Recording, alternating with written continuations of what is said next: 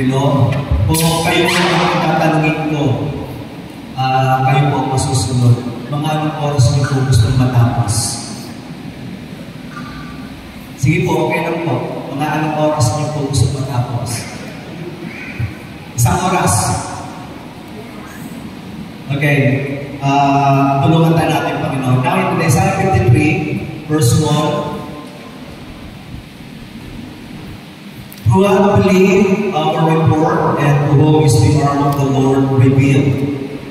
For he shall grow up before him as a tender plant, and as a root out of a dry ground. He hath no form nor comeliness, and when we shall see him, there is no beauty that we should beside him.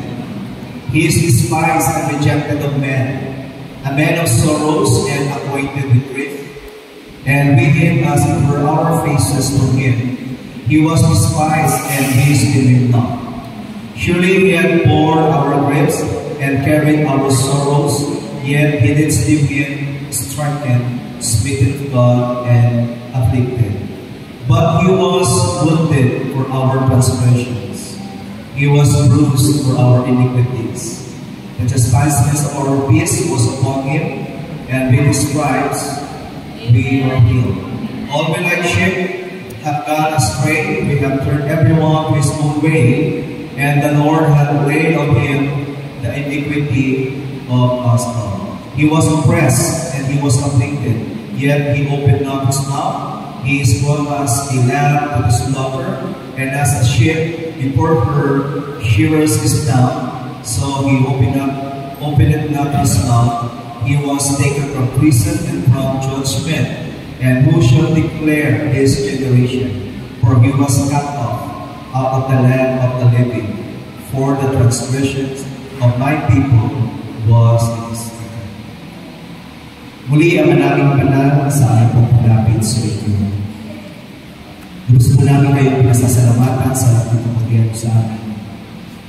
Sa lahat, Panginoon Diyos, ng pagiging Diyos sa amin, Panginoon.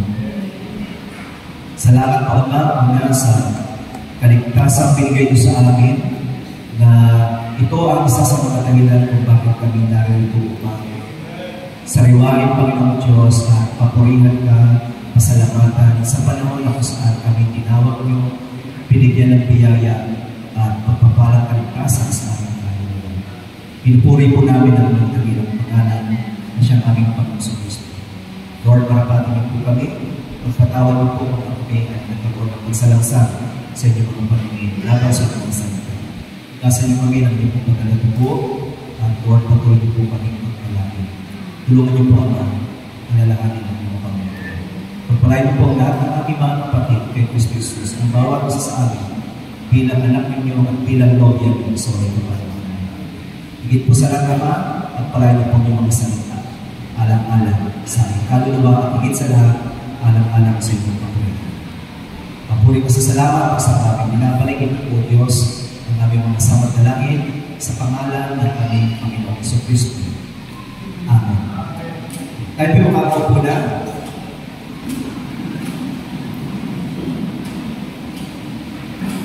Okay, pray ng ating Panginoong Diyos.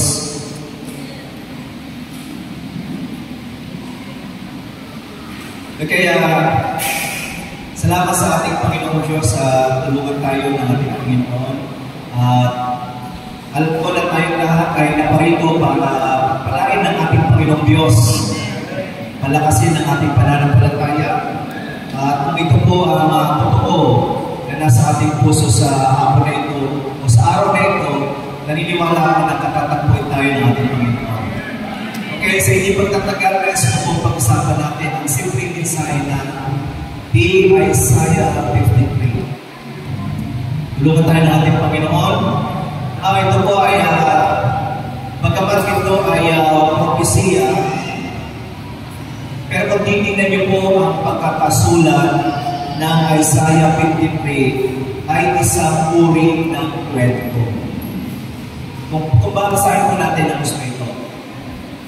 Okay, sa panahon ni Isaiah, more than 600 years before na mangyari ito ay isang kwento. Okay? At ang kwento rito ay ang ating Panginoong Diyos. Ang unang pagkukwento niya, sabi niya, sino ang naniwala sa aming balita at kanino nahayag ang bisig ng Panginoon. Then, pagka sa second verse na sa natin binasa, ikinukwento na niya yung balita na may mga tao na dahil sa kanila, ang ating Panginoon ay nabayubay, inampas, siya ay sa kahirapan, sa gana, sa kalungkutan, sa gana, parang siya ay itinuring natin itinakwil, pero sabi niya, pero lahat na nangyari na yan ay dahil sa ating mga katampalasanan. Di ba napakagandang kwento yan? So ang kwento na ito ay gusto kong pagtuunan natin ng pansin kasi ang kwento na ito ay higit na binigyan ng liwanag ng pagkukwento ng mensahe mismo ng Diyos sa huling kapanahon na ito. At gusto kong Mag-concentrate tayo dito. Hanapin ko lang sandali sa verse 4. Sabi nga sa verse 4, surely He had borne our griefs and carried our sorrows, yet we did esteem Him not, still stricken, smitten of God, and afflicted. Pwede pakibasa sa Tagalog yung verse 4. Sister Bijoy, pwede pakibasa ko. Ikaw na. Napagkamalan natin sa Crisantino eh. Yung Tagalog lang, kasi gano'n lang ako. Hindi ka marunong magbasa. Yung ating mo na lang. Yung nakapolkadas. Yan. Sa Tagalog, yung verse 4. Tunay naman niya, sabi ko kasi English itong Bible ko dito. Walang battery. Pwede ba tayo mamili ng battery ko sa atin?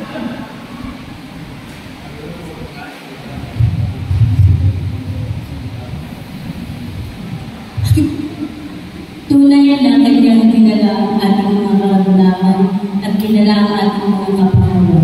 Gayon may ating pinalagay siya na inangkas, sinaktan ng Diyos at kinalamatan. Okay, diyan ko po kayo gusto dalhin sa kwento na ito. Na ang kwento na ito, lahat ng bagay na nangyari sa Kanya, alam naman natin ang ating Panginoon sa Kristo ito, no? At ito yung panahon na kung saan siya ay namayumay sa krus ng Kalbaryo.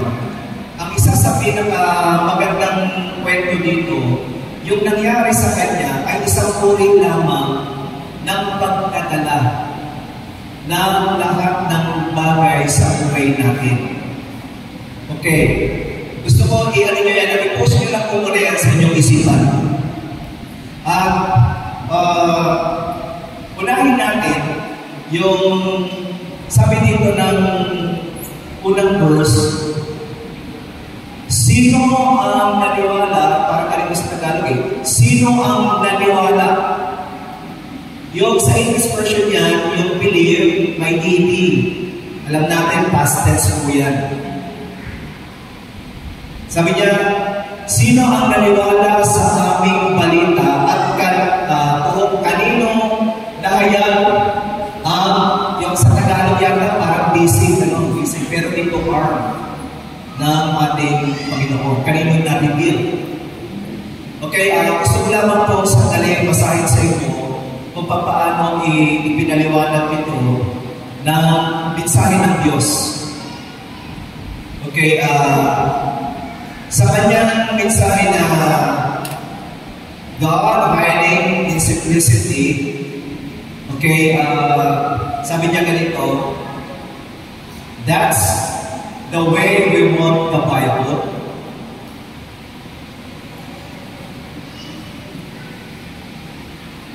Okay na. Okay na. Okay, pakisutan niyo po ako na. That's the way we want the Bible, just the way the Bible says it. That's the way we want it, just like that. Don't put our own interpretation to it. It's already interpreted. Who has believed our report? And to whom is the arm of the Lord revealed? Let me read it again now, closely. Who has believed our report? Tapos open parenthesis question. And to whom is the arm of the Lord revealed? In other words, if you have believed our report, then the arm of the Lord has been revealed. Who has believed our report, and to whom is the arm of the Lord revealed? Now, I want to read also in the book of St. Matthew the Gospel, the 11th chapter of St. Matthew. Now, you bring your papers and things because constantly, if you don't have a recorder, you bring your paper so we can get it. The 11th chapter of St. Matthew, the 25th and 26th verses, 11, 26, and 27. Right. Jesus is speaking in prayer.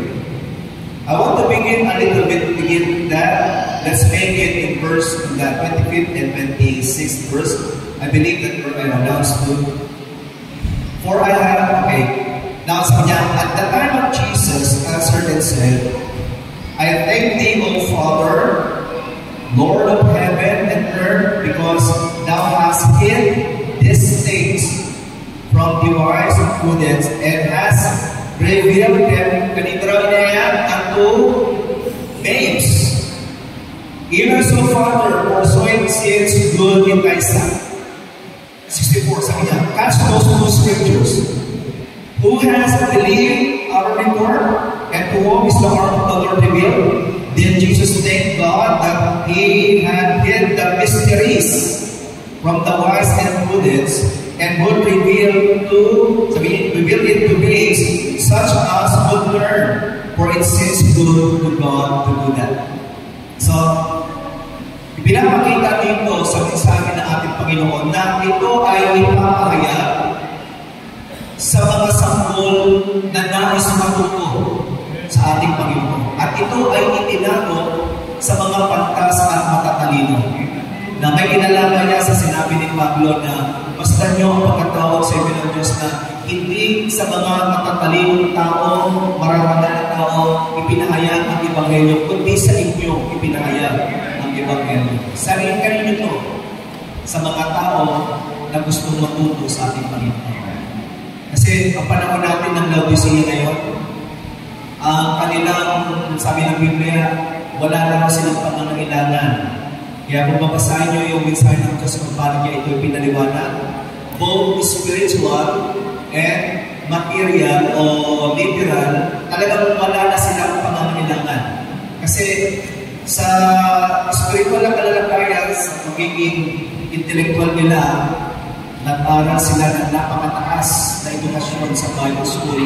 Iniisip nila na kung ang grade 11, tama ka po, o dito grade 7, ang mangangaral sa kanila, sino yung grade 7 na yan sa Doctor of Divinity, Doctor of Philosophy? Ano bang pangangailangan nila? Okay? And then, nakita natin dito, kung wala ka naman sa inyo, ayon dito yung arm, yung tinatawag kayo kamay o bisig ng Panginoon, sa Hebreo yung pananalita.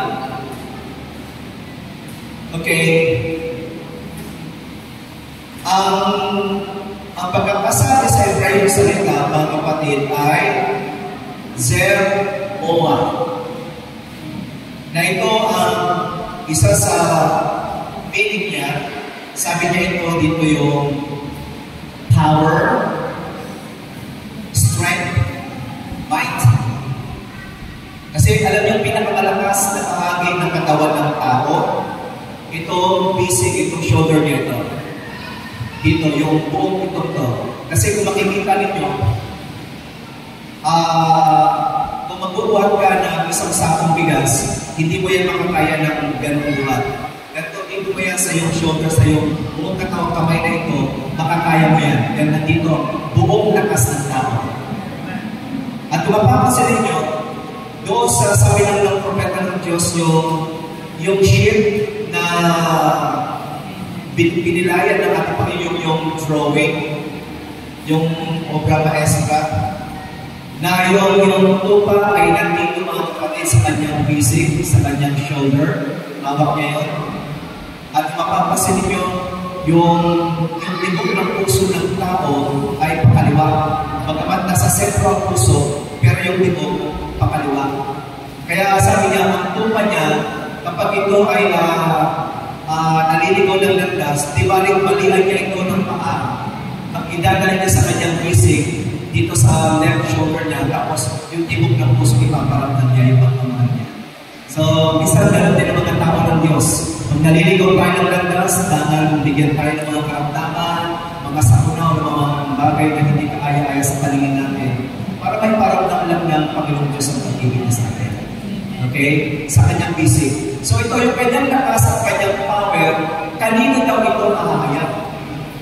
Doon sa mga tao na sasampalataya sa kanya. Okay? Now, dito kung mapapasin din natin dahil ito ay isang kwento,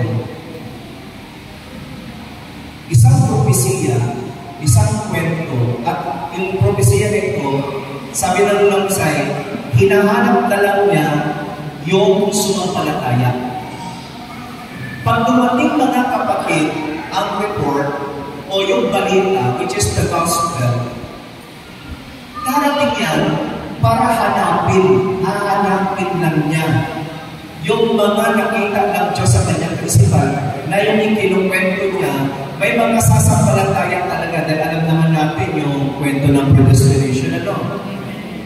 Ang predestination, alam na natin, yung katalinuhan ng Diyos, alam na niya ang lahat ng mangyayari dito sa lupa. Bago ka pa maging tao, bago pa magkaroon ng tao dito, nilikha ng tao, nakita na yan ng Diyos lahat.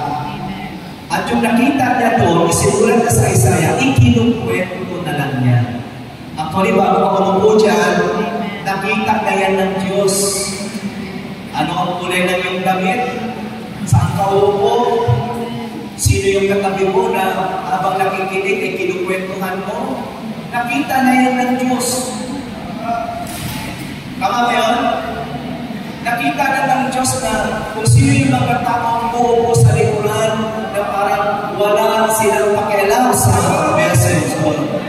Nakita na yan ng Diyos. Pero gusto kong ipakita sa inyo ngayon, kung nakikinig kayo ng balita sa hapon na ito, hinahanap ng Diyos yung sasampalataya. Hinahanap niya yan. Kaya kahit sa asulo pa dyan, nakaupo, nakita na yan ng Diyos. Nakita na rin yung tatlong babae na yan na nagsibat. Lahat dyan nakita na yan. Naniniwala ba kayo dyan? Okay. Dito nakita niya na kung sino yung sasampalataya at sino ang mga mapapahayagan ng bisiko ng kapangyarihan ng ating Panginoon. Nakita niyo na yung lahat? Ikinukwento na lang. Pero yung pinakamagandang kwento dito, yung sino ang naniwala sa aming balita, sabi niya, kung sino man yung tao na yung hinahanap ko, ikukwento, alam mo ba na nang dahil sa iyo, namatay ang Diyos? Alam mo ba nang dahil sa iyo, lahat ng iyong kapanglawan tingala ng Diyos? Lahat ng iyong karamdaman, inako na ng Diyos? Alam mo ba na bago ka magkasakit, nakita ng Diyos na pag ikaw ay sumampalataya, totoong sampalataya, gagaling ka dahil sa namin mo, dahil sa kanyang malatay ikaw ay magaling. Kwento na lang ito, kwento na lang ito. Pero gusto kong ipakita sa inyo na ang kwentong ito ay nagiging realidad. Sa hapon na ito ay isang realidad. Isa itong realidad. Okay. Dahil po sa verse 4, kung titignan natin, dinala niya ang lahat-lahat sa buhay natin. Maging ang kapanglawan, sorrow. Sinabi siyempre, maging kalungkutan mo. Sino ba sa rito ang may kalungkutan? Yung totoo lang. Okay, may mga kalungkutan tayo. Dahil nagtaas din ako ng kamay, so kasama niyo ako doon. Kung papansinin ninyo, yan ay paano mo pa yan maranasan, nakita na yan ng Diyos, gumawa na siya ng paraan. At I believe, mula kanina umaga hanggang sa kasamantala natin pagkatapos sa mga gawain ito, alam na ng Diyos na kailangan mo ng kalakasan dahil pinagalayan ng ating Panginoon. Okay, mabasa ako sa inyo. Okay.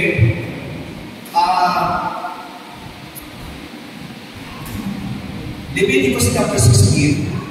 Tingnan mo lang sa dali dito.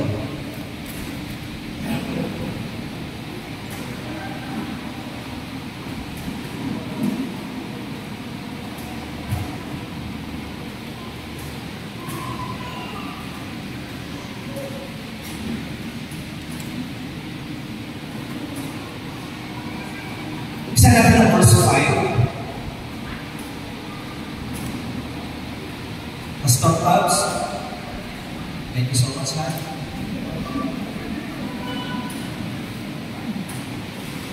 Verse 5, Leviticus 16. Okay, panalangin din natin na sa tuwina ang ating kapatid, Pastor Pabs.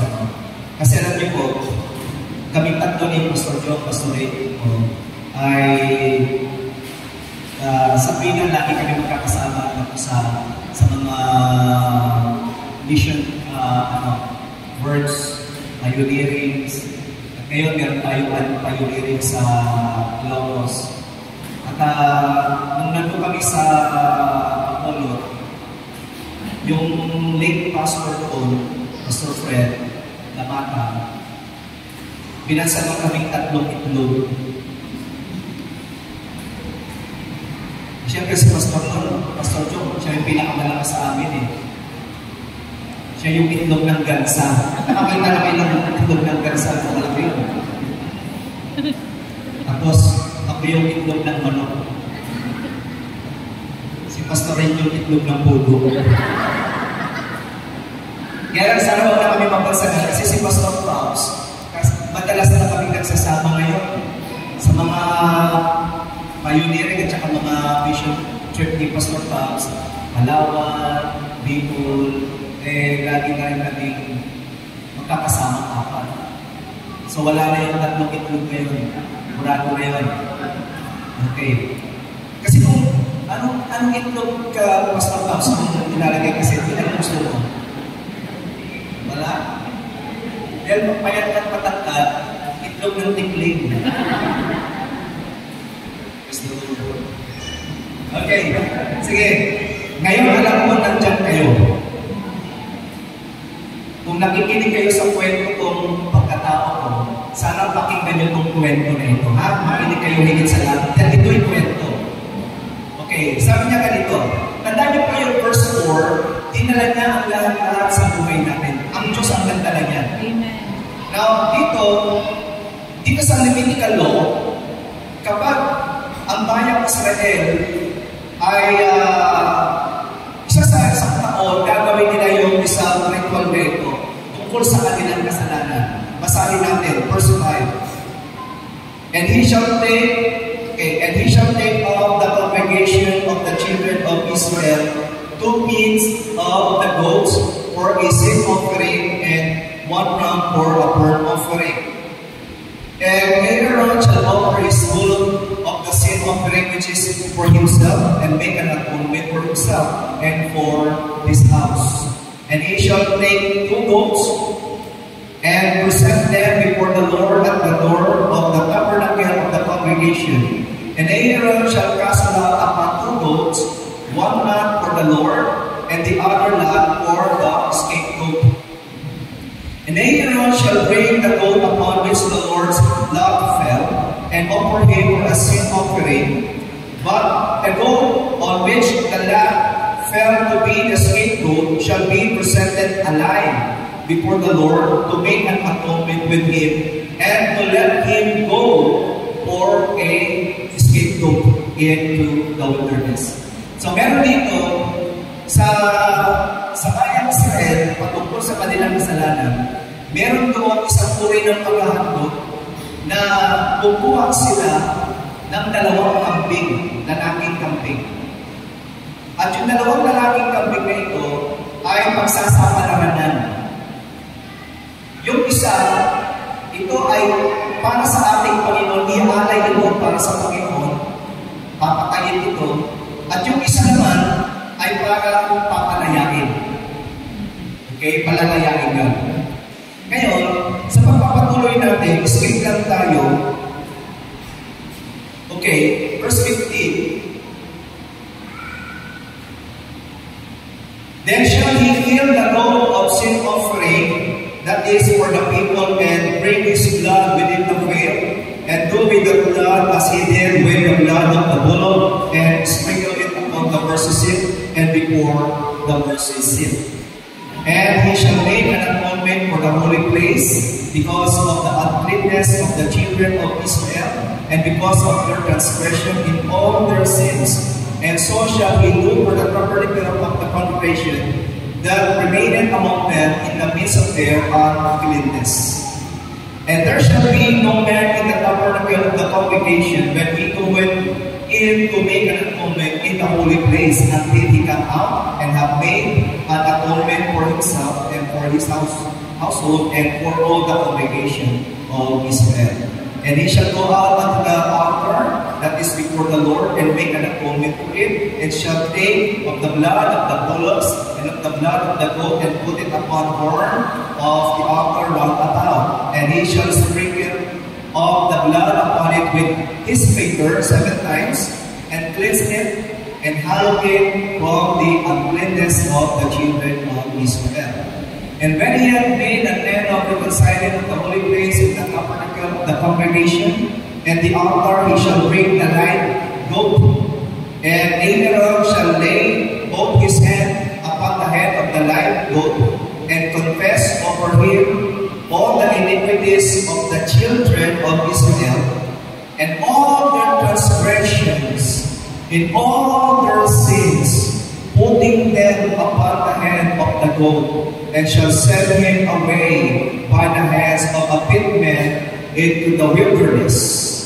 And the goat shall bear upon him, tingnan niyo to, and the goat shall bear upon him all their iniquities unto a land that inhabited, and he shall let go the goat in the wilderness.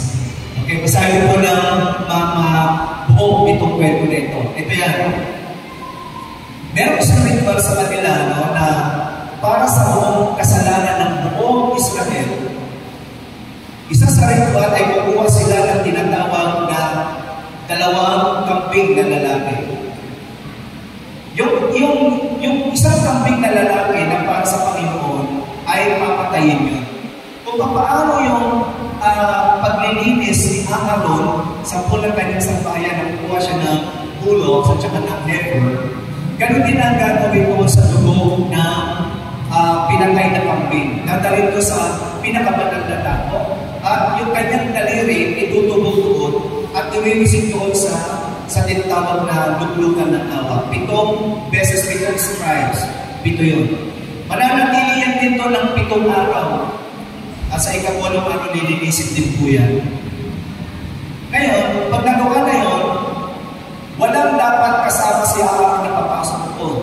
Then, high priest lang papasok sa pinakabanal na tao. Paglabas niya ngayon, mga kapatid, dala pa rin niya yung dugo. Okay? Tapos ngayon, yung kanyang kamay, sasasundot, at yung buhay na nakapig, iigagalan din yung dugo sa ulo. At yung 2 kamay daw ni Aaron ay ipapatong doon sa buhay ng kambing. At sabi doon, lahat ng kasalanan ng bayang Israel na binayaran ng pinatay na kambing at yung dugo ng pinatay na kambing ngayon, ipapatong doon. At ang lahat, babanggitin ni Aaron ang lahat ng kasalanan, ang lahat ng kanilang iniquities. Pagkatapos, pag ito ngayon ay nabanggit na, nasabi na, makakawalan sa ilan yung kambing ngayon. Para yung kambing ngayon ay hindi na makita pa kailanman, pero dala-dala niya ang lahat ng kasalanan ng bayang Israel. Nakukuha niyo na mga kapatid nyo. Ngayon, itakbo natin yan sa buhay ng ating Panginoon. Ang ating Panginoon, hindi siya kambing. Tama? Hindi siya kambing. Siya ay tungkad. Banal siya. Pero nang dahil sa ating mga kasalanan, ang Diyos na banal ay nag-anyong makasalanan. Hindi siya makasalanan, pero yung anyo ng tao na makasalanan, ginaya niya yun. Bagamat sa kanyang pagiging katawang tao, wala siyang bahid na kasalanan, pero yung pagiging tao, ginaya niya yun. At ito ang sabi na mensahe pa sa mensahe na living, dying, buried, rising, and coming. Okay. He was also in this buried.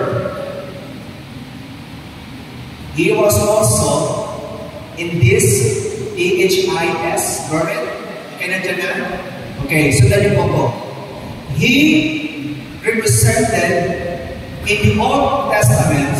They had a sin offering at the cleansing of the sanctuary, and that sin offering was they taken 2 goats.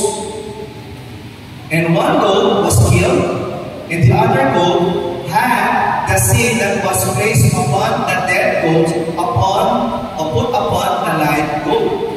Remember, Jesus was a sheep. He was a lamb. But in this case, he became a goat. He was righteousness because he was God, the sheep. But he became a goat, sin that he might be the sin offering for me and for you, from a sheep to goat.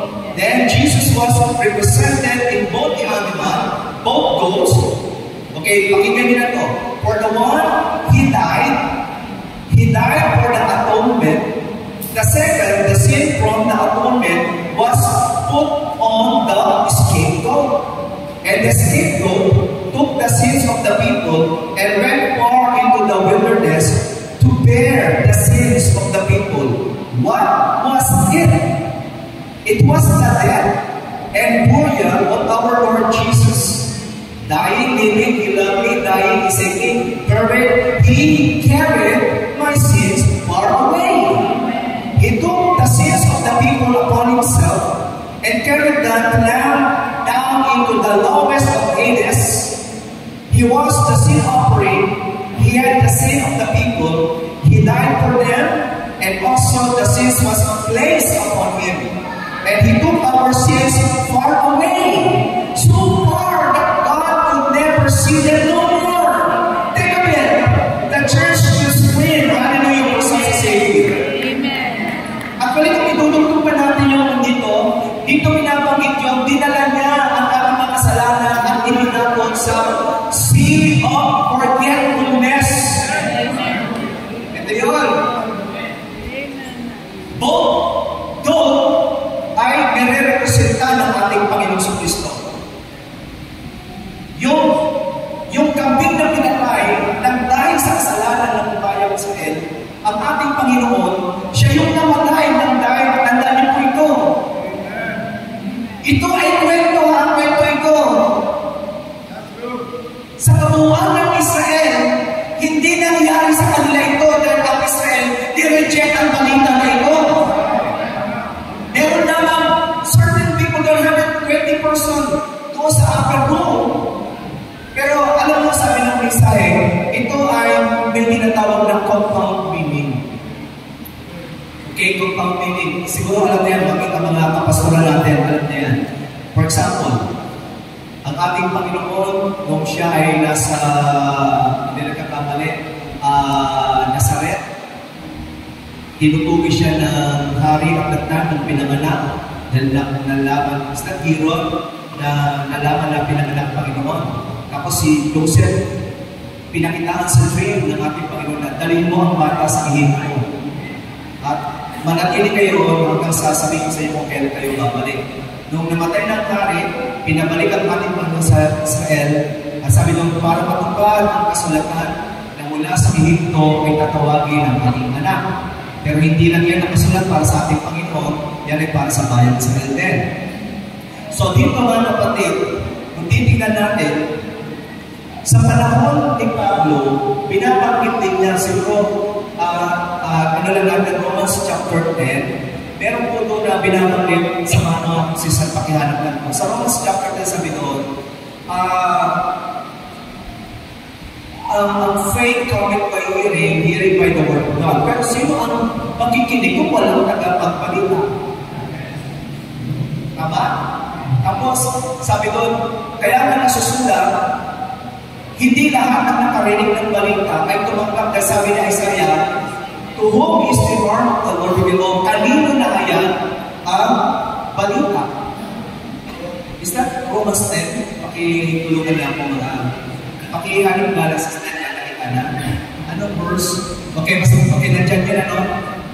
So ito, yung kwento na ito, ay ikinukwento din ni Pablo. O, yun yung unang part ng compound meaning.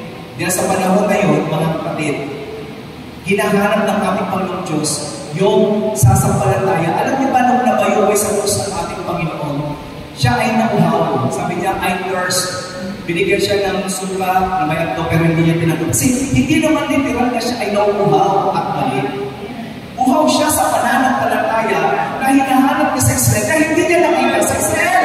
Nakita niya ito sa buong Gentile. Nasabi ng babae, kapag napakataas na yung pananampalataya, humihingi ka ng bumo. Nagkaan sa Israel, hindi mo nakita yan. Naalala niyo yung kwento na yan? Yung hinahanap niya, nasasampalataya sa Israel, hindi niya yung nakita. Pero nakita niya sa mga hintil. Kaya sabi niya, tatawagin ko ang dating hindi ko bayan, ngayon ay bayan ko. Tatawagin ko ang anak ko na dating hindi ko anak. So, nag-risk kayo, napunta sa Gentile. Okay. Ngayon, tingnan niyo ito mga kapatid. Dahil ito ay kwento, katulad ng sinabi ko sa inyo kanina, bago pa isulat ni Isaiah ang ipinasulat sa kanya ng Diyos, tapos na yan sa isipan ng ating Panginoon. Isinulat na lang yan para maikwento yung kung ano yung nasa kaisipan ng Diyos ay maikwento doon sa mga taong pagpapahayagan ng kapangyarihan ng ating Panginoon. Church, tingnan niyo ito. Alam niyo sa ilang outreach natin, yung sa Norte, lalo na sa aming sa home church namin, ipinamumukha ko na ang end time message nito, hindi ito grupo na makikigrupo ka. Sabi ko, tingnan nyo maigit, itagalog nyo, mensahe sa muling kapanahunan. So, hindi yan religion. May mensahe ang Diyos sa muling panahon na ito. Yun ang ibinabalitak namin sa inyo. Na sa inyo na mga tupa ng Diyos na ibinabalitak namin sa inyo para maintindihan ninyo kung ano talaga ang kalooban ng Diyos na dapat natin lakaran. Kasi ang gusto ng Diyos, tinuruan na lang na ang kalooban niya kung paano sa langit ay mangyari sa atin habang dito tayo nasa lupa. Ito, nasa kanya na isipan ito. Dapat nangyari itong kwento na ito sa atin dito sa lupa. Okay. Natin na nyo yung dalawang campaign. Balik tayo ron.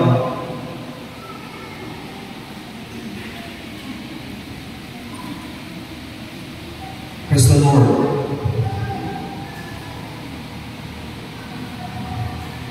Thank you, Jesus. Alam nyo, natutuwa ako na kanina umaga, yung patapos na yung service. Dala-dalawa na yung paningin ko kanina yung bago matapos sa service. May lumapit sa akin na isang brother. Taga-rin ko yun, taga-Moriones. Hindi ko lang ma-recall kung ano yung pangalan. Pero yung kanya recall ko na.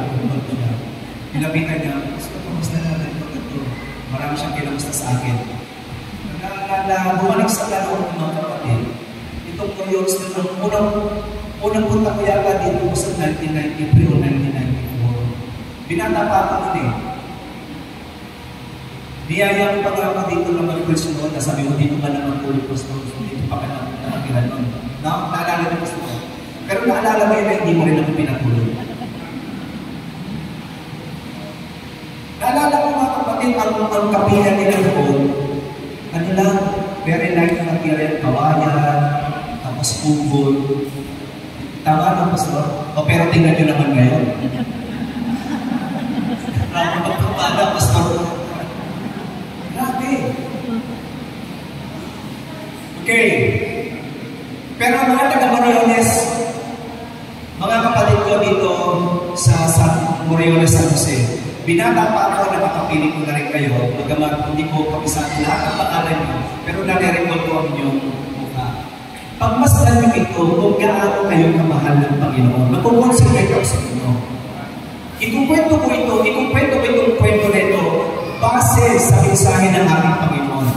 Dahil ang mensahe sa panahon natin ngayon, ay ikinukwento yung buong kaisipan ng ating Panginoon. Kung tutusin, ikinukwento lang sa isang banda, parang ikinukwento lang sa pamamagitan ng pagpapahayag ng hiwaga ng Diyos na bago pa italaga sa lipunan, meron ng isang kaganapan, ipinapahayag na lang ng mensahe na ito, ng balita na ito.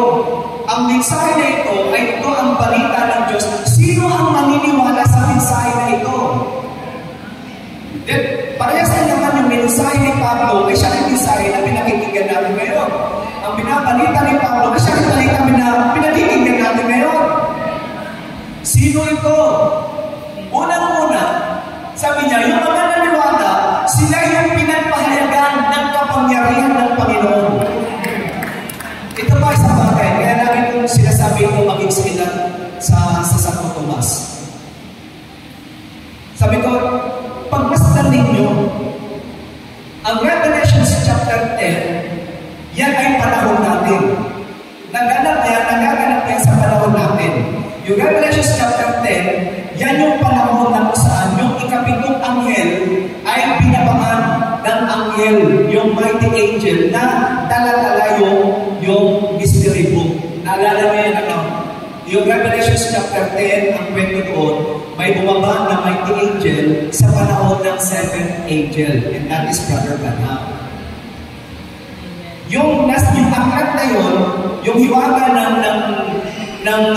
misteryo ng hiwaga ng Diyos, yan ay ibinigay lang doon sa mensahero kay Brother Branham.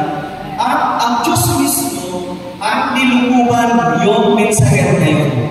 Kaya magpapakit kayo maging sa ibang mga mamaran. Lalo na si Pastor paborito niya yung kwento nito na si Brother Branham, every time dapat may mga pasyente na pumunta sa altar call, hinihintay niya yung isang presensya, and that is our Lord Jesus Christ. Kasi kung titignan nyo, mula 1947 hanggang sa yung healing niya, tapos yung discernment, makikita nyo kung tayo lang palabasan ng mensahe. Mula 1947 onward, lahat ng ipinangangalan niya halimbawa, yung healing, yun ang first tool kasi healing. Kahit ipinapangalan niya yan, pinapatunayan niya yung kanyang sinasabi. Para yung kanyang sinasabi, ma-interpret ng talagang kaganapan. Kasi yun ang totoong interpretation ng Bible. Ang interpretation ng Bible ay manifestation ng kung ano sinasabi ng Bible. Yun hindi mo kinakailangan i-interpret yan ng sarili mong isipan. Nung sinabi ng Diyos magkaroon ng liwanag, walang nag-interpret kung nagkaroon ng liwanag, and that is the interpretation. Nung sinabi ng Diyos, let there be light. So nakukuha niyo ba? Ang interpretasyon ng Biblia ay yung kaganapan mismo ng bagay niya. Ngayon, ipinapahayag na lang yan. Church, kunin ko ang inyong attention dito. Ang mensahe nito, ipinapaunawa na ang ating Panginoon sa panahon natin yun ay nasa ating kalagitnaan, lalo na nung panahon ni Brother Branham. Meron siyang ipinapakita sa tao na you miss something, the supernatural that happening in our midst. Yun yung presensya mismo ng Panginoon na sabi niya, hindi ako ang nag-perform ng kagalingan, hindi ako ang nag-perform ng discernment, kundi siya dinidignan niya lang sa akin para ipamukha sa tao na ang presensya ng Diyos nandoon na. At yun ang itinuturo. Ang nag-mensahe talaga yung presensya ng Diyos. Kaya ang mensahe, si Kristo mismo. Okay. Now, tingnan nyo to. Okay, nandito tayo lahat, mga kapatid ko sa Coriolis. Nandiyan ba kayo? Okay, pakinggan natin ito, mga kapatid ko. Matagal-tagal na rin tayo nagsama-sama. Sa ilang kadahilanan, medyo nagkaroon lang tayo ng konting panahon na hindi na magkikita. Pero kaya salamat sa Diyos, nagkita-kita tayo ulit. Okay, pagmasdan nyo ha, hinahanap ng Diyos yung nakita niya sa kanyang kaisipan na sumampalataya sa mensahe na ito. Okay? Nung nakita niya ito, kapag ito ay nakita niya, at kapag yung kapangyarihan ng Diyos na ipamana sa iyo na ang mensahe ito ay presensya talaga ng Diyos, ikukwento niya ngayon sa iyo ang isang hiwaga. Alam niyo ba na namatay ang Diyos dahil meron lang siyang isang nakita? Nung ikaw ay sumampalataya, hindi ka patao, ibinigay na niya ang kanyang buhay. Nakatulad dito sa Leviticus chapter 16. Yung types and shadows sa Leviticus chapter 16, dinala ng kambing na dapat yung kabayaran ng kasalanan siya ang mamamatay, dahil ang kabayaran ng kasalanan ng kamatayan, pero dinala na. Imagine niyo to. Sabi na Isaiah, dinala na ang lahat ng bagay na kapanglaban sa buhay natin. Dala talaga sa Leviticus, yung isang kambing noon, siya ang namatay. Na dapat tayo mamatay. At hindi lang ganun, sabi niya, lahat ng ating kasalanan, sabi niya, nung siya ay inilibing, kasama din inilibing noon. Kung i-diretso na natin yung palibing tayo, the right rising coming, may kita niyo, sabi niya, kapag naglibing ka ng isang tao o ano pa man hayop, mawawala yan sa paligid mo. Tama? Hindi mo na yan makikita. Kaya nung ang ating Panginoon sa kanyang kamatayan, dinala niya, hindi naman napansin, dinala niya ang ating mga kasalanan. At yung scapegoat na pumunta ng wilderness, yung mga kapatid ay tipo ng hanes. At lalo na, tipo ito ng paglibing ng ating Panginoon. Dahil sabi ng propeta, kapag inilibing mo ang isang bagay, mawawala na sa paligid mo. Dinala niya ang lahat ng bagay sa buhay natin bilang makasalanan. Kaya hindi niya na makita ito. So, praise the Lord. Dahil kapatid ko sa buhay, honest. Kung kayo ay nananatiling manahal ka na kaya, ang kalita na ito ay para sa inyo. Hindi kaganap ang church of person ito na aksidente lang. Gusto ipakita sa inyo. Or honest, ang tagal ninyong nawala sa ating paningin. Ang tagal niyo nawala tayong fellowship. Pero tandaan mo, sabi niya, na dahil sa inyo, namatay ang ating Panginoon. Dinala niya lahat ng kapanglawan sa buhay natin. Naniniwala pa kayo diyan? Amen. Praise the Lord. At yung doon sa wilderness, sabi niya, that is like ng sea of forgetfulness. Amen. Dinala niya na hindi na makita kailanman yun. Praise the Lord. Okay, meron pa isang bagay na gusto kong ipakita sa inyo mga kapatid. Nandito pa tayo. Okay. Doon sa tinatawag na, tandaan niyo po ang hinahanap ng Diyos dito, yung mga sumampalataya sa kanyang kaisipan dapat sumampalataya. At naniniwala ako, bakit ka nandito sa hapon na ito?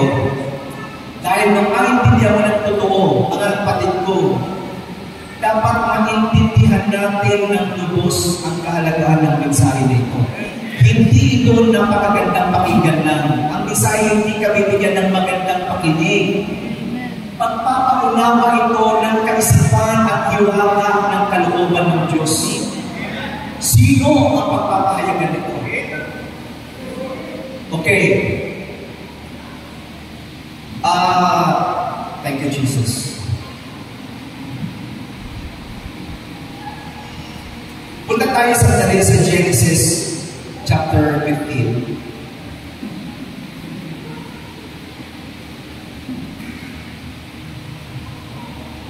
Itong mga kapatid ay ng pangakuan ng Diyos si Abraham ng anak.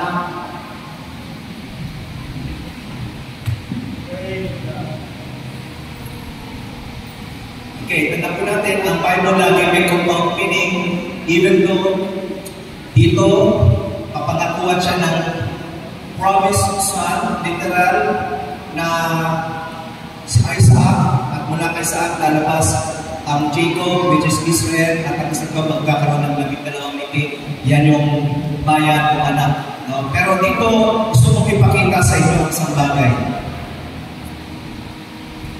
Verse 1, Genesis 15. After these things, the word of the Lord came unto Abram in a vision, saying, Fear not, Abram, I am thy shield and thy exceeding great reward. And Abram said, Lord God, what wilt thou give me, seeing I go childless, and the steward of my house is this Eleazar of Damascus. And Abram said, Behold, to me thou hast given no seed, and lo, one born in my house is mine heir. And behold, the word of the Lord came unto him, saying, This shall not be thine heir, but he that shall come forth out of thine own bowels shall be thine heir. And he brought him forth abroad, and said, Look now toward heaven, and tell the stars if thou be able to number them. And he said unto them, So shall thy seed be. And he believed in the Lord, and he counted it for him for righteousness. And he said unto him, I am the Lord that brought thee out of the womb of the Chaldeans to give thee this land to inherit it. And he said, Lord God, whereby shall I know that I shall inherit it? And he said unto him, Church, ito gusto kong ipakita sa inyo. And he said unto him, Take me an heifer and 3 years old, and a she-goat of 3 years old, and a ram of 3 years old, and a turtle dove, and a young pigeon. And he took unto him all this, and divided them in the midst, and they is one against another, but the birds divided he not.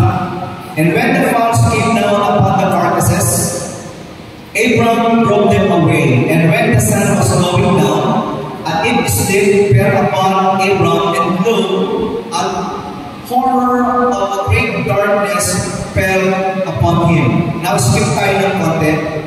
Verse 17. And it came to pass that when the sun went down, and it was dark, behold, a smoking furnace, and a burning lamp that passed between those pieces. Okay. Church, itong ikukwento ko sa inyo, mababasa ko ito sa mensahe ng Diyos na Jehovah Jireh. Yung may tatlong part yun. Marami kasi Jehovah Jireh, pero meron siyang Virginia part 1, part 2, and part 3. Hindi ko lang alam kung itong ikukwento ko, basta nandun ito. Kung wala ito sa part 1, nasa part 2. Kung wala ito sa part 2, nasa part 3, para sigurado. No? Ito mga kapatid, ganito yan. Dito, sa panahon ni Abraham, kapag gumawa ka ng covenant, sino mang tao sa kanila, pag gumawa ka ng covenant, haharap sila doon sa isang hayop. At yung hayop na yun ay papatayin at hahatiin yung sa gitna, gagawin daing. Alam niyo ba yung daing? Yung isla, hahatiin sa gitna, tapos ibibiyak na gano'n, ano pa rin siya? Buo pa rin, pitnang tawag sa amin sa norte. Daing. Ngayon, pag sumira ang tao sa kanilang kasunduan, ang sumpa sa tao yun ay magiging gano'n sa pinatay na hayop. Ito ay gumawa ng covenant ang ating Panginoon kay Abraham na pagpapalain siya sa ng kanyang binhi at magmamana ng lupain. Sabi ni Abraham, Panginoon, paano kung malalaman na magkakaroon ako ng mga anak? Di isang binhi, wala kang pinibigay sa akin. Sabi ni ating Panginoon, Abraham, lumabas ka, tumingin ka sa langit, bilangin mong bituin. Kung mabibilang mo, sabi niya, ganyan kadami ang magiging binhi mo. Okay? Na ipinangaral din yan ni Pablo. Okay. Anyway, ganito yan. Nakita natin sa kwento, pinakuha si Abraham ng tinatawag na mga hayop.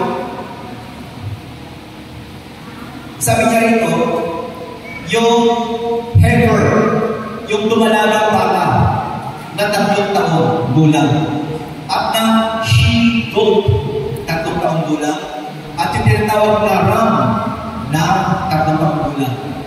At of course, turtle dove tsaka pigeon. Sabi doon, hinatid niya yun sa gitna. Hinatid niya, ginawa niya pindang. At yun ay inalay doon. Okay? At pagkatapos, yung alay na yun, mga kapatid, natandaan niyo po, yung nangyari dito, vision. Thank you Lord sa pagpapalala. vision ito, binigyan siya ng vision na hinatin yung mga alay na ito. No? Pagkatapos, may kita ninyo, yung alay, may mga fowl of the air, gustong, nagindin, devour yung pero itinaboy ito ni Abraham. At nakantok si Abraham, nung nakatulog siya, ang panaginip niya mga kapatid, nandoon siya sa kadiliman na puno ng usok. Pero doon sa kadiliman, na puno ng usok, at kay Abraham, yung pagitan niya, may dumamit na liwanag na magitan kay Abraham at doon sa madilim na usok. Okay, mga kapatid, yung kadiliman na yun ay ang impyerno. Si Abraham, kumakatawan na dapat bilang kasalanan, siya ay karapat-dapat mo sa impyerno. Parang katulad natin, karapat-dapat tayo mapunta sa impyerno, makasalanan tayo. Pero meron isang liwanag na namagitan. Kung mapapansin ninyo, sino ba ang liwanag na sa likutan? Sino ba ang liwanag ng buhay natin? Ang ating Panginoong Kristo lang. Nakakita ng ating Panginoon, kung titignan nyo rin sa Leviticus chapter 2, nakakita ng ating Panginoon sa chapter 16, nakakita ng ating Panginoon sa ating kasalanan. Okay, kunin ko pa rin yung atensyon. Yung paghati na yun, mga kapatid, yun ay covenant. Okay, yung paghati na yun. Ang talagang kabayaran, ang talagang manifestation doon, ay sa bundok ng Kalbaryo nung namatay ang ating Panginoon. Okay, nandiyan pa ba kayo? Itong Genesis na ito, na vision, ay ang katunayan ito ay ang ating Panginoong Kristo nung siya ay nabayubay sa krus ng Kalbaryo. Ang ating Panginoon ay hinati sa dalawa. Ngayon, sabi ng mensahe, para maintindihan ito, nag-example siya. Sa panahon ng mga Chinese, okay,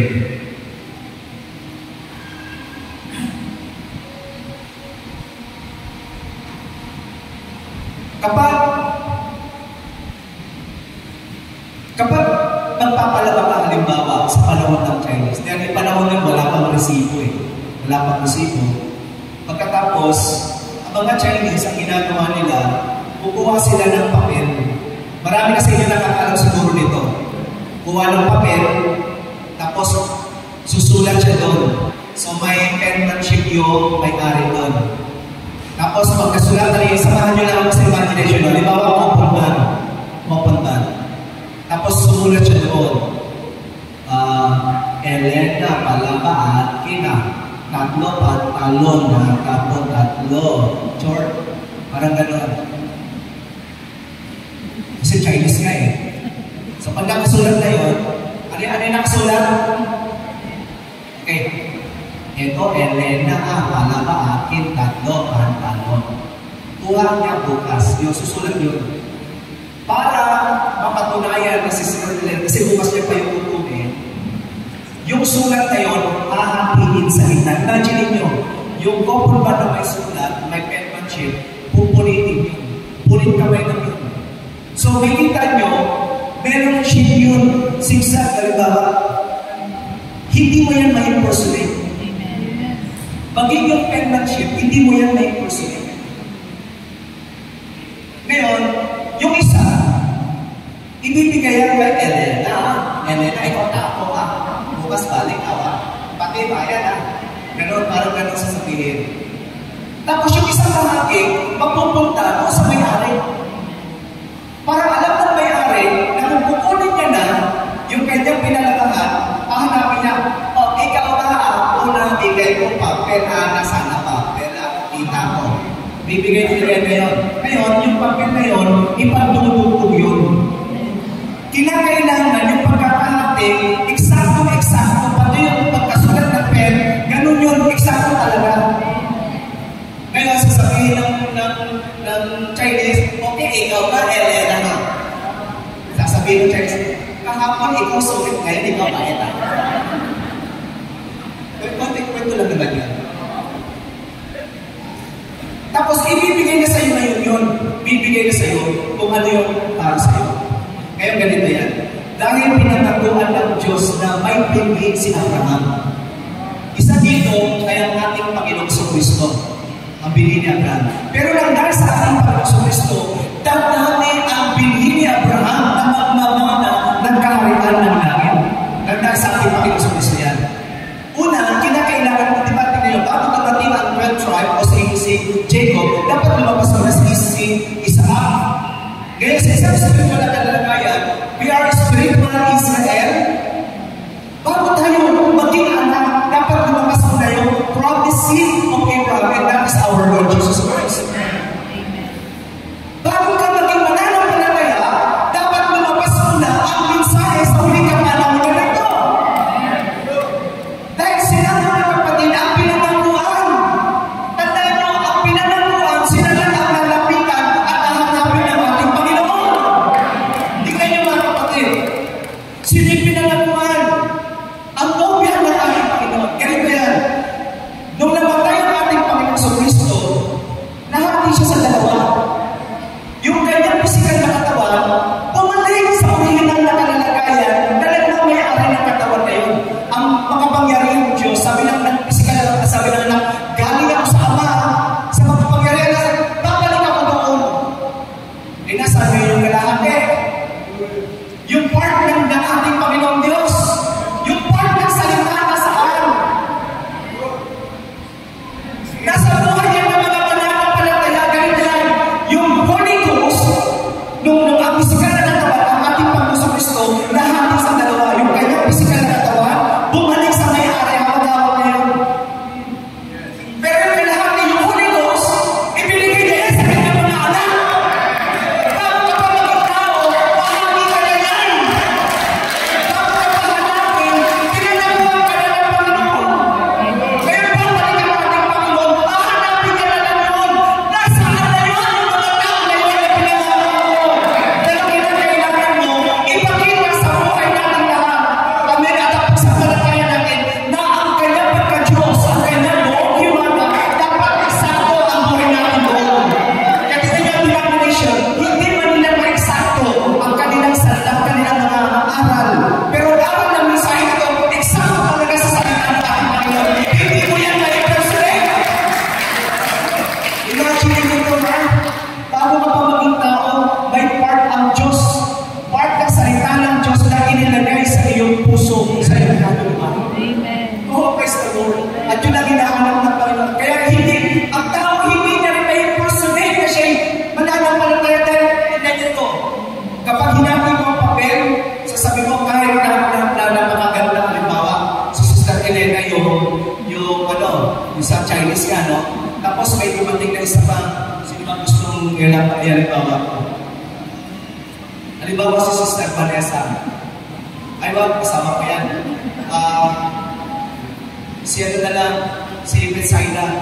May pangalan ba Betsaida dito? Wala na. Si Betsaida. Halimbawa, na narinig ni Betsaida yung sinabi ng Chinese kay Elena. Halimbawa lang. Tapos, sabi ni Betsaida, ganun ba talaga kasama ni Sister Elena? Tamang-tama, 4:11 din ang kasama sa akin. Tapos, ang baseline mo, gagaling 18. Sabi ni Betsaida, yun na. Tapos ngayon, gusto niyang kopyahin ngayon yung pagkakawinan mo. Susulat din siya. Kunyari siya si Elena. Tapos pupulitin din niya. Ngayon, kahit i-claim niya yun, kahit sabihin niya, kahit nagandahan siya sa confident nila sa Elena, pag hinanap niya ng may-ari at ipinakita niya yun, hindi niya pwedeng i-impersonate yan. Then hindi tututugma sa bahagi ng salita. Ganon din ang mga denominations. Kahit alam nila may pangako na buhay na walang hanggan, kahit alam nila na may rapture, hindi nila ma-impersonate kasi sila ang mananawanan, hahanapin sa kanila, nasaan ang mananampalataya, nasaan ang revelation. Pagdating na alam ng tao, makasuko kaya siya ng revelation o mananampalataya, hahanapin sa kanila. Ganun din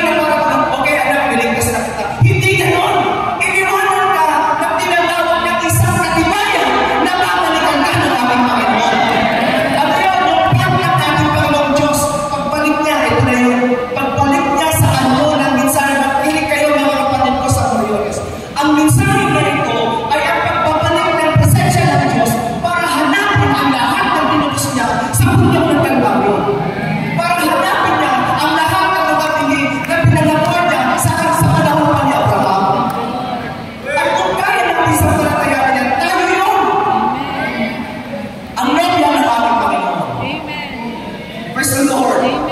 Kaya nga ang buhay mo, mga kapatid ko, hindi mo pwedeng gayahin ang pagiging tunay na mananampalataya sa mensahe sa kapatid mo. Kung meron ditong totoo na mananampalataya ng mensahe, hindi mo yan pwedeng i-impersonate o gayahin. Makikita ang diferensya. Kaya ang mensahe mo, hindi ito pagandahan ng pinapataral. Maintindihan mo lang kung ano niwala ng ating Panginoon Diyos dito. Amen. Okay, i-ano ko lang sa inyo ito. Ibasahin ko lang sa inyo.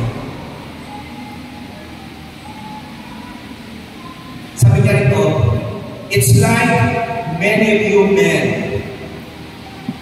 women, here tonight. Sabi ko na dyan na ha.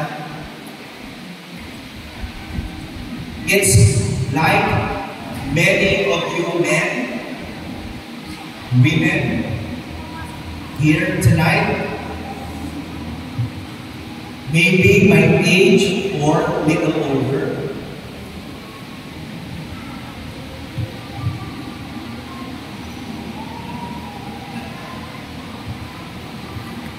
okay, another kilo. You remember here in America, years ago,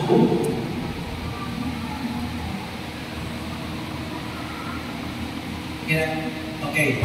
You remember here in America years ago, sabi niya before, okay, the Chinese, Sister Elena, my brother that just introduced here, that come on my mind when I was talking to him, how that they couldn't speak English.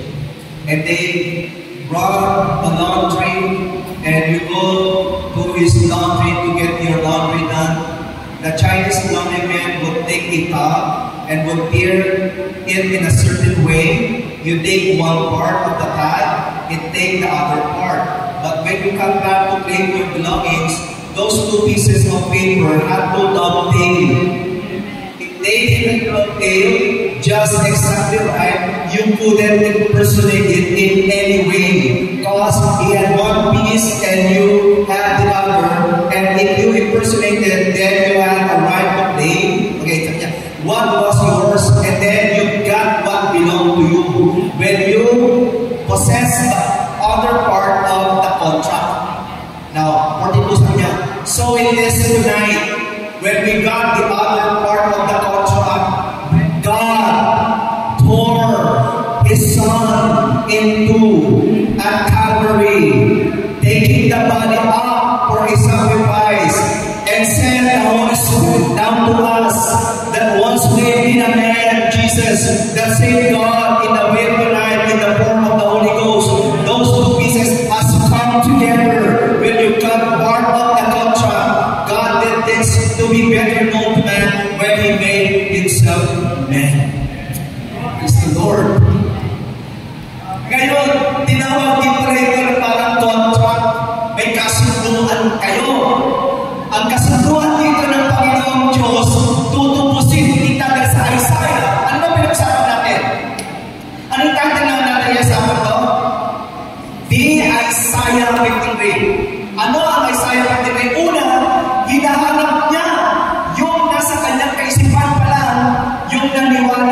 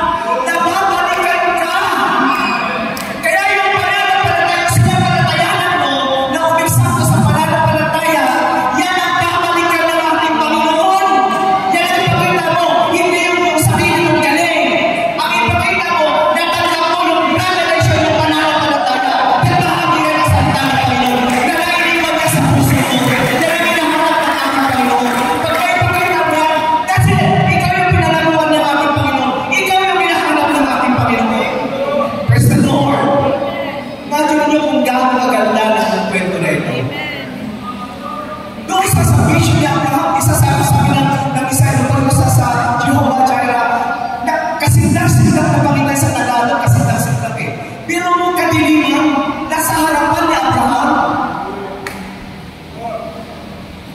Isang kasindak-sindak na dapat maharapin natin.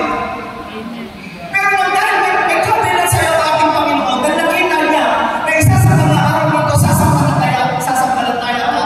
Nung nagkaroon na ito ng kaganapan, ikaw yun. At anong ginawa ng Diyos bago ka pa maging tao? Gumawa na siya ng pamamaraan.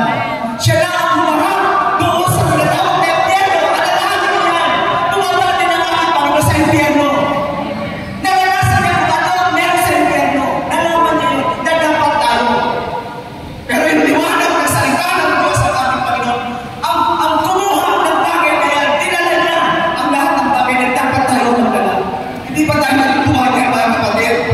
Ang Isaiah 53 ay isang kwento, kaya mo, sa tulong ng Panginoon, sa pananampalatayang binigay ng Diyos sa atin, kaya mong sabihin, isa ako sa kwento na yan. Kaya mo na sabihin, isa ako sa kwento na yan ang ating Panginoon. Ang ating Panginoon sa Kristo. Praise the Lord. Kaya itong ginagawa natin na ito, hindi ito ritual. Hindi ito isang kasiyahan lang. Dapat sa every time na magkakaroon ng ganitong gawain, i-focus mo ang pakinig sa salita ng ating Panginoon. Dahil dito sa iyo ipapaunawa ng Diyos ang kahalagahan ng mensahe na ito. Kaya dumating ang mensahe na ito para hanapin na lang ang lahat ng binayaran ng Diyos. Doon sa pagkakatan tayo. Alam niyo ba na Revelation chapter 13 ng ating Panginoon bago pa itatag sa libutan, siya ay pinasal na, pinatay na. Naniniwala ba kayo doon? Dahil doon sa mga pangalan na nasa aklat ng kordero ng buhay. Kaya siya namatay. Oo, salamat sa Panginoon. Kaya wala nang pamawaman sa tayo doon.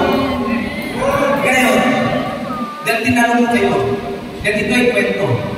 Hindi ka pa tao, hindi pa ako tao. May plano sa iyo, Diyos. Ibinigay na sa kayo agad sa puso mo ang bahagi ng kanyang salita.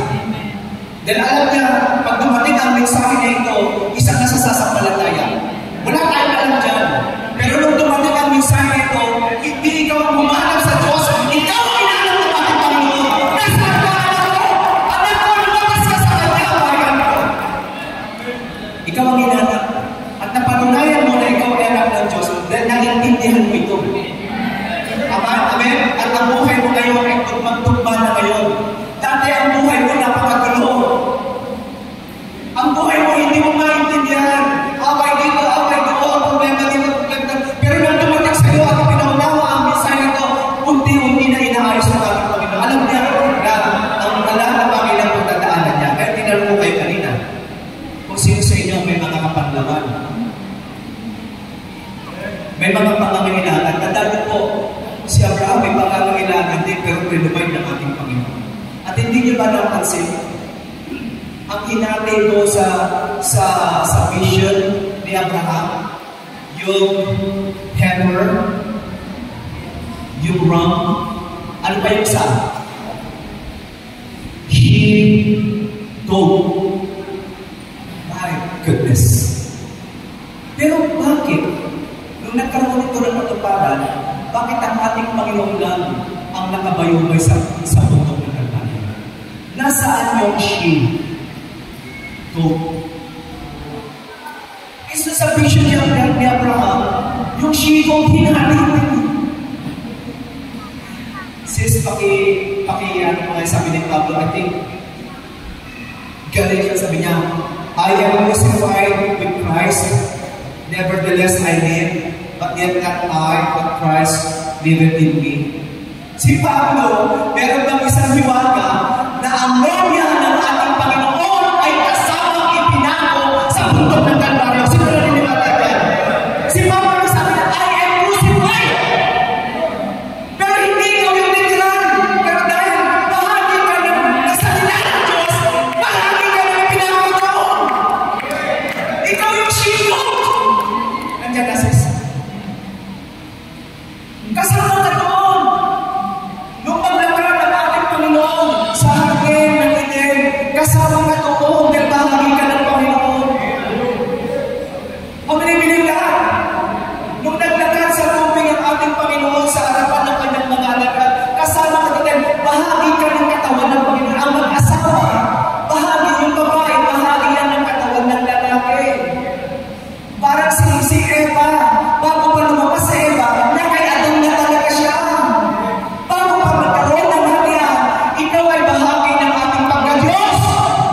hindi talaga kaya impersonate ng sino man ang salita ng Diyos. Yung ginagawa mo na totoong paglilingkod sa Diyos, hindi yan kaya kami ng sino man. Ikaw ay bahagi ng Diyos to begin with, maging sa kanyang kaisipan. Sa bundok ng Kalbaryo, sabi ni Pablo, amen, I am crucified with Christ. At lahat na tayo mga kapatid, nakasama tayo doon at bahagi tayo ng katawan ng Panginoon. Tayo yung physical body ng Panginoon. Naniniwala ba kayo dyan? Kaya nung nainibig ang ating Panginoon, kasama rin tayo nainibig doon. Lahat ng kasalanan natin. Nung nag-resurrect ang Panginoon, kasama tayo nag-resurrect doon. Kaya nung nag-resurrect ang Panginoon, nasa heavenly places siya. Pero nung nangaral na sa Pablo sa Efeso, sabi ni Pablo, we are now sitting in a heavenly places in Christ. My goodness. Tingnan niyo kung gano'ng kabuti ng aming Panginoon. Lahat ng ginawa niya, hindi para sa kanya. Lahat ng ginawa ng Diyos ng nanay sa iba, para sa iyo at para sa akin. Thank you, Lord. At kung may kalungkutan tayo ngayon, kung ano man ang kalungkutan natin ngayon, tapos lang dinala yan ng ating Panginoon. Hahanapin talaga kung kaya mo sa palataya, maging sa mukha ko na ito, ipapaunawa sa iyo Diyos, nang dahil dyan sa kalungkutan mo, na mayumay sa Diyos ng Kalbaryo ng ating Panginoon. And with His stripes, we are healed. Ba't ba natin natin Panginoon? Ayaw lang ang tayong buhok.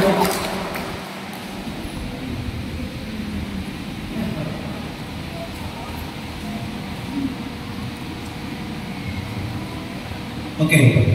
Habang inatay ko yung ating isang kapatid.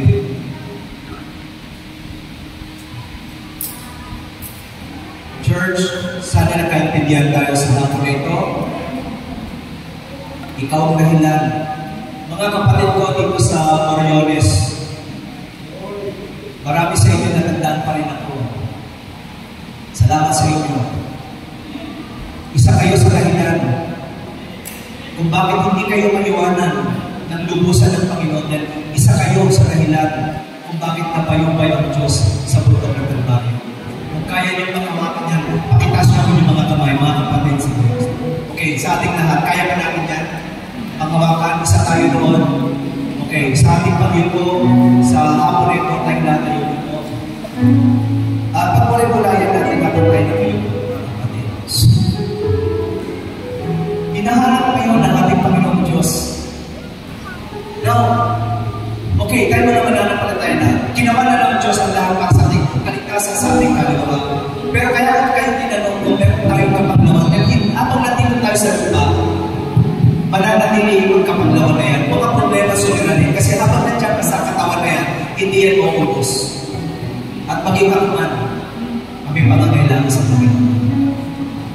Habang tayo na tayo po, pagmulayan natin, buti ng Diyos,